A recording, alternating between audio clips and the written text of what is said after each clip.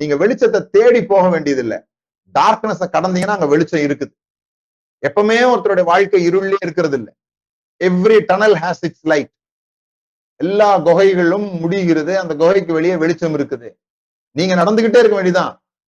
பயப்படாம நீங்க நடந்துகிட்டே இருந்தீங்கன்னா உங்க இருள் முடிஞ்ச உடனே அங்க வெளிச்சம் காத்து இருக்குது. நீங்க வெளிச்சத்தை உருவாக்க போறது இல்ல. வெளிச்சம் நீங்க உருவாக்க முடியாதது. வெளிச்சம் அங்க ஏற்கனவே இருக்குது. யோசேப்பினுடைய வாழ்க்கையில நம்ம அதுதான் பாக்குறோம்.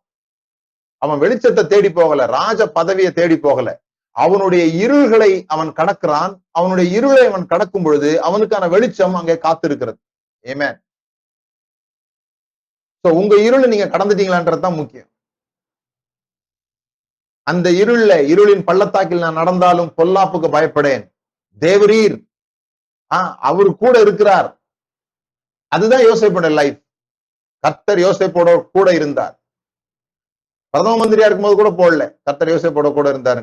ஆனா சிறைச்சாலையில் இருக்கும்போது போட்டிருக்குது கர்த்தர் கூட இருந்தார் அப்படின்னு சொல்லிட்டு. ஏன்னா அங்க ரொம்ப ரொம்ப தேவைப்படுற ஒரு நேரத்துல நீங்க யாரோட கூட இருக்கிறீங்க அப்படிங்கிறது ரொம்ப முக்கியம். சோ அதை எப்படி கடக்கிறது?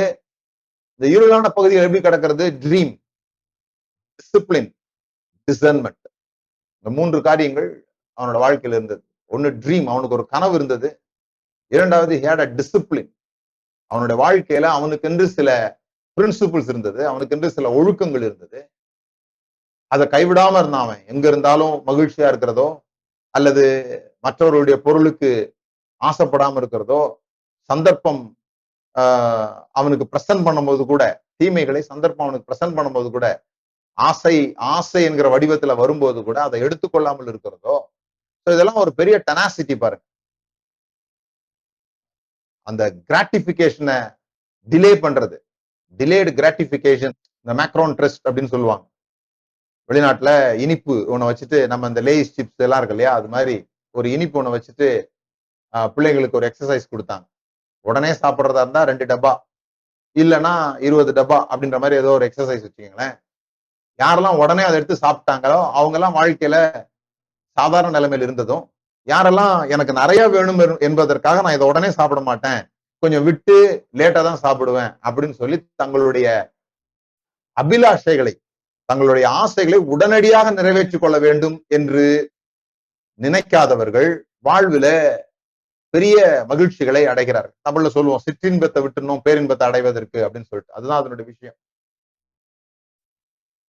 சோ இன்ஸ்டன்ட் கிராட்டிபிகேஷன், இதெல்லாம் யோசேப்பினோட லைஃப்ல ஒரு டிசிப்ளினா இருந்தது. ட்ரீம், டிசிப்ளின், பிறகு டிசர்ன்மெண்ட். தேவன் என்ன செய்கிறார், தேவனோடு கூட இணைந்திருப்பது எப்படி, இந்த டிசர்ன்மெண்ட் அவனுக்கு இருந்தது. அவன் எங்கேயும் ஜெபிச்சதா போடல.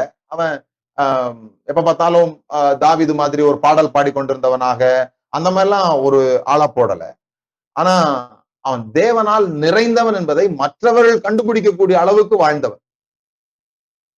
பார்வோன் அவனை பார்த்து சொல்றான், தேவ ஆவியை பெற்ற இவனை போல வேற மனுஷன் உண்டா அப்படின்னு சொல்றான். That's life.